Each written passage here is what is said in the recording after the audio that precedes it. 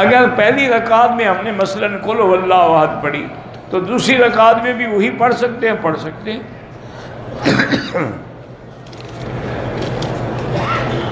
حضور پاک نے احرام باندھنے سے پہلے بدن پہ خوشبو لگائی ہے۔ بی بی عائشہ فرماتی ہے میں نے اپنے ہاتھوں سے حضور کے سینے مبارک پہ خوشبو لگائی۔ ایک شخص کی اپنی اولاد نہیں ہے، اس نے کسی سے ایک بچہ لے کے پالا ہے، وہ اس کی جائیداد کا وارث نہیں ہوگا، یہ تو متبنہ ہے نا، حقیقی بیٹا تو نہیں۔ موبائل میں قرآن پاک رکھ سکتے، لاؤڈ کر کے رکھ سکتے ہیں، چاہے حمام جائیں وہ موبائل لے جا سکتے ہیں۔ ہمارے ایک بھائی کو 10% آنکھ میں بینائی ہے، حج فرض ہے، حج کا تعلق بینائی سے نہیں، اندھے بھی تو حج کرتے ہیں نا۔ اگر صحت ہے، تندرستی ہے، کسی کو ساتھ لے آئے، اس کو پکڑ کے رکھے۔ کہتے ہیں جی کہ ہندوستان میں ایک جماعت ہے جو گھوڑے کو حلال کہتی، ٹھیک ہے، کوئی ایسا مسئلہ نہیں ہے، امام بخاری رحمۃ اللہ علیہ بھی اس کو حلال فرماتے تھے، اس لیے جتنے بخاری لوگ ہیں نا بخارا کے، سب کھاتے ہیں۔ کیکڑا اور جھینگا، کیکڑا تو نہیں، البتہ جھینگا حلال ہے۔ میں نے حضور کے نام پہ ایک عمرہ کیا، ٹھیک ہے، کوئی بات نہیں، اپنے لیے اب کر لو، اس میں بھی تو تمہیں ملے گا نا۔ مدینے سے احرام کے بعد میقات باندھا، تھکاوٹ ہو گئی، گرمی ہو گئی، پسینہ نکلا، ہوٹل میں نہانے کے لیے واش روم گئے، احرام اتار کے نہانے کے بعد دوبارہ کوئی بات نہیں، نہا لیا تو کیا ہو، تو جب احرام نہ اتارو گے تو نہاؤ گے کیسے؟ اگر اتار دیا تو آپ کا عمرہ اس میں بندھا ہوا تھا، آدھا تو بھاگ گیا ہوگا۔ کیا جاہلوں والی باتیں، کیوں مجھے تنگ کرتے ہو بھائی؟ پھر قسم کھائی ہوئی ہے، پھر کہتے ہیں مکی جب ناراض نہ ہو آدمی۔ بھائی اللہ کے بندے، حمام میں ہر کوئی جاتا ہے، چادر اتار لیتے، آج کل کموڈ ہے، ہمارے دیہاتی لوگ بیچارے کموڈ یوز کرنا نہیں جانتے، وہ ڈر کے مارے کہ پلیتی نہ ہو کپڑے کو لٹکا دیتے ہیں اوپر، کوئی حرج نہیں، کوئی مسئلہ نہیں۔ ہمارے یہاں مدرسوں سے بچوں کو بلا کے قرآن ختم کراتے ہیں، یہ بدعت ہے، تم خود کرو، گھر والے پر بیٹھ کے پڑھو۔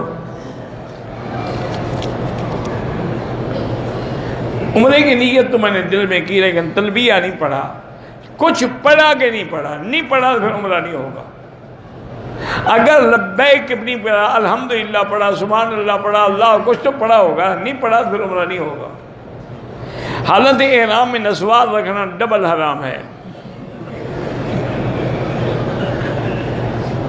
میں نے اپنے والد جو زندہ ہیں 1,00,000 کلمہ پڑھ کے وقف کیا ہے، اس کا اجر ملے گا؟ ہاں ملے گا۔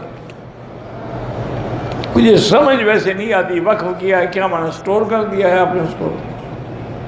چابی آپ کے پاس ہے یا والد کے پاس ہے؟ بہرحال یہ کہہ دو کہ اللہ اس کا ثواب تمہارے والد کو دے۔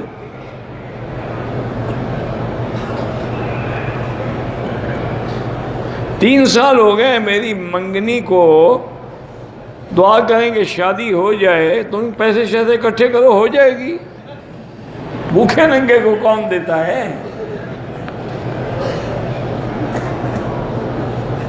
20 سال ہو گئے، بچہ نہیں ہوا۔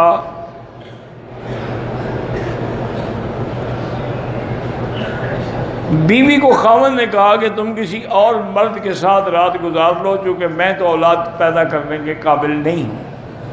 تو اب عورت کو نفرت ہو گئی ہونی چاہیے کہ ایسا بے غیرت اور دیوس آدمی ہے جو بیوی کو کہتا ہے کسی اور کے پاس جا کے رات گزارو۔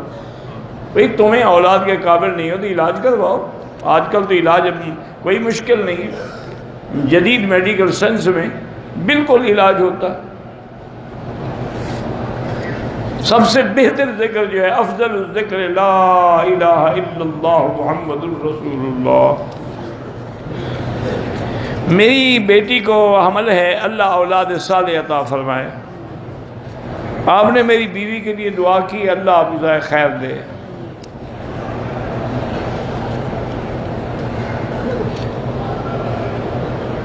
بہرحال اصول یہی ہوتا ہے کہ مغرب کی اذان کے بعد 2 رکعت نہ پڑھی جائیں تو افضل ہے۔ بعض علماء کہتے ہیں چونکہ یہاں ٹائم دیا جاتا ہے، اگر اس میں پڑھ لے تو مستحب کی حد تک، لیکن حنفی مسلک میں نہ پڑھنا افضل ہے۔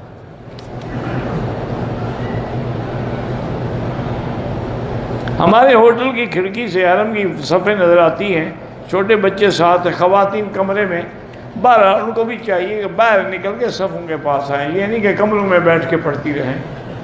کمرے میں تو ویسے ٹیلی ویژن لگا لو تو سارا مکہ بھی نظر آئے گا، امام بھی نظر آئے گا، صفیں بھی نظر آئیں گی، تو پھر ٹی وی کو امام بنا لیا کرو ماشاءاللہ۔